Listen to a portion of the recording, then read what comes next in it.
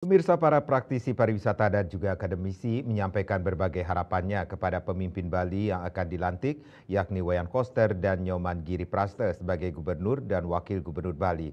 Salah satu harapannya yakni menciptakan Bali yang nyaman dan aman.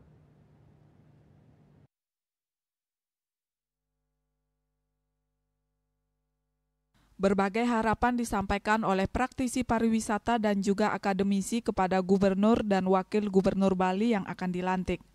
Ketua PHRI Badung I Gusti Agung Ngurah Rai Suryawijaya menyatakan agar pemimpin Bali mampu mengemban tugas dengan tantangan yang semakin berat, yakni mampu mengeksekusi seluruh perda dan pergub dengan profesional dalam menegakkan aturan yang dibuat. Saat ini bertugas sangat berat.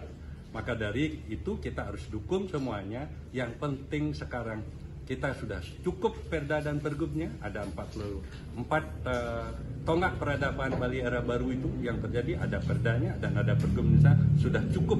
Yang penting sekarang eksekusinya. Kita perlu eksekutor yang profesional di lapangan untuk menegakkan aturan-aturan ini. Kalau tidak akan menjadi macan kertas. Oke. Praktisi pariwisata Panudianakun berharap agar Bali lebih maju dari sebelumnya.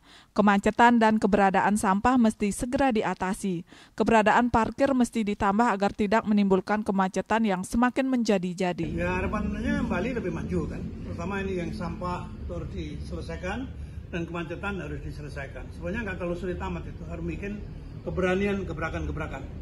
Ya, terutama parkir-parkir liar. Dan sekarang itu jalan sempit, punya restoran, punya hotel, punya apapun, nggak ada parkir. Nah, itu parkirnya udah di jalan raya, jalan udah sempit, ya tambah macet kan begitu kan? Oke. Nah ini itu aja yang paling cepat. Pengamat ekonomi Unwar Dr. Putu Ngurah Suyatneyase menyatakan kepada pemimpin Bali yang akan dilantik agar mampu mengemban tugas dengan tulus ikhlas atau yadnya. Pemimpin Bali mesti mengorbankan diri untuk pembangunan Bali dengan mengesampingkan unsur politik. Kita bicara bekerja untuk Bali, untuk masyarakat Bali itu tidak lepas dari faktor yadnya. Yadnya itu adalah pengorbanan, jadi kita korbankan diri ini untuk pembangunan daerah Bali gitu, lahir dan batin. Jadi unsur politiknya itu mestinya dikurangi lah itu, jangan unsur politiknya yang dominan, tapi kerjanya yang nggak karu-karuan gitu. Desak Aryani, Bali TV.